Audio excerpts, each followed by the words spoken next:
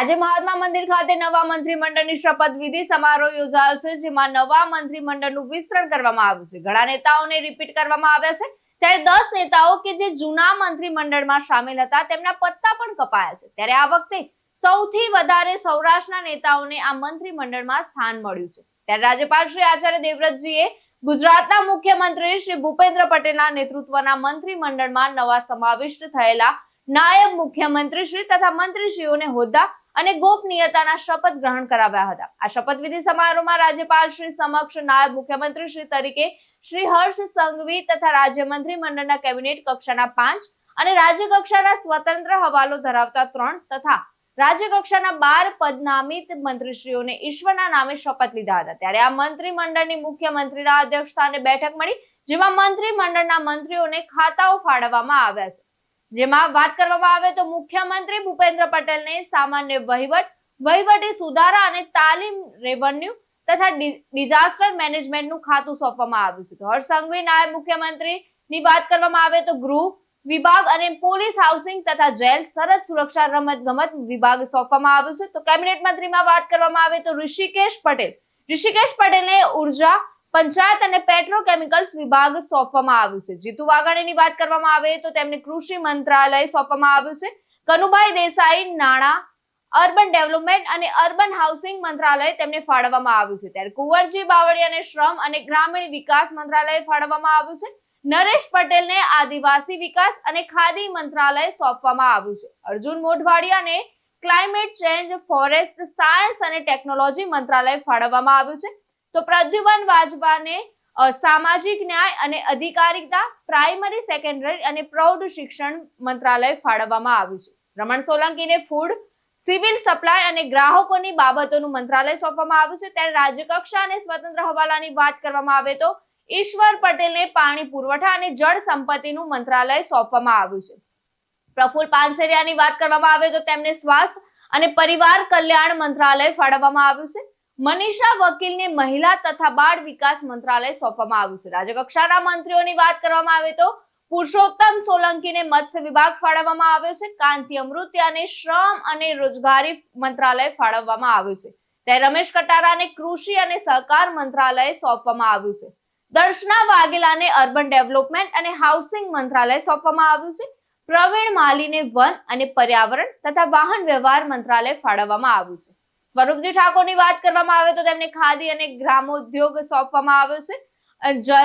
જયરામ ગામિતની વાત કરવામાં આવે તો તેમને રમત ગમતનું મંત્રાલય ફાળવવામાં આવ્યું છે।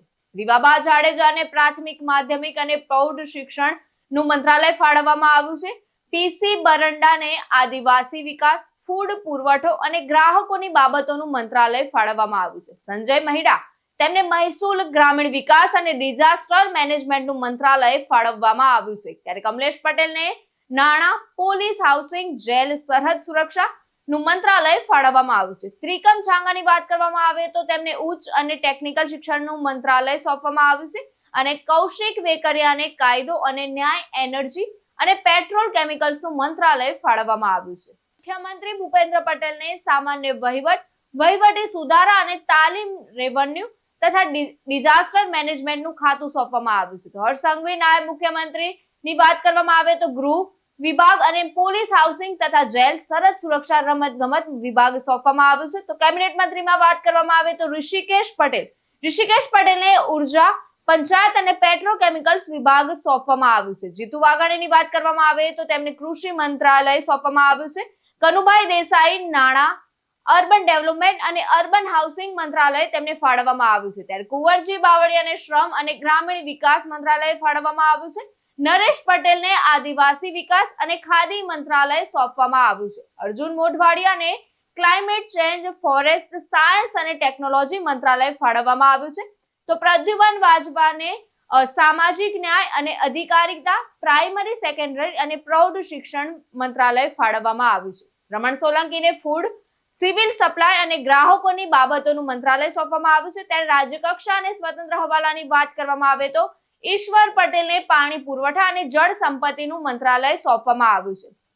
પ્રફુલ પાનસેરિયાની વાત કરવામાં આવે તો તેમને સ્વાસ્થ્ય અને પરિવાર કલ્યાણ મંત્રાલય ફાળવવામાં આવ્યું છે। મનીષા વકીલને મહિલા તથા બાળ વિકાસ મંત્રાલય સોંપવામાં આવ્યું છે. રાજ્યકક્ષાના મંત્રીઓની વાત કરવામાં આવે તો પુરુષોત્તમ સોલંકીને મત્સ્ય વિભાગ ફાળવવામાં આવ્યો છે. કાંતિ અમૃતિયાને શ્રમ અને રોજગારી મંત્રાલય ફાળવવામાં આવ્યું છે. ત્યારે રમેશ કટારાને કૃષિ અને સહકાર મંત્રાલય સોંપવામાં આવ્યું છે. દર્શના વાઘેલાને અર્બન ડેવલપમેન્ટ અને હાઉસિંગ મંત્રાલય સોંપવામાં આવ્યું છે.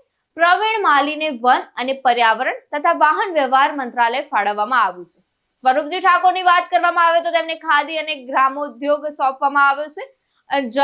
જયરામ ગામિતની વાત કરવામાં આવે તો તેમને રમત ગમતનું મંત્રાલય ફાળવવામાં આવ્યું છે. રીવાબા જાડેજાને પ્રાથમિક માધ્યમિક અને પ્રૌઢ શિક્ષણનું મંત્રાલય ફાળવવામાં આવ્યું છે. પીસી બરંડાને આદિવાસી વિકાસ, ફૂડ પુરવઠો અને ગ્રાહકોની બાબતોનું મંત્રાલય ફાળવવામાં આવ્યું છે. સંજય મહિડા તેમને મહેસૂલ, ગ્રામીણ વિકાસ અને ડિઝાસ્ટર મેનેજમેન્ટનું મંત્રાલય ફાળવવામાં આવ્યું છે. ત્યારે કમલેશ પટેલને નાણાં, પોલીસ, હાઉસિંગ, જેલ, સરહદ સુરક્ષા નું મંત્રાલય ફાળવવામાં આવ્યું છે. ત્રિકમ છાંગાની વાત કરવામાં આવે તો તેમને ઉચ્ચ અને ટેકનિકલ શિક્ષણનું મંત્રાલય સોંપવામાં આવ્યું છે. અને કૌશિક વેકરિયાને કાયદો અને ન્યાય, એનર્જી અને પેટ્રોલ કેમિકલ્સનું મંત્રાલય ફાળવવામાં આવ્યું છે.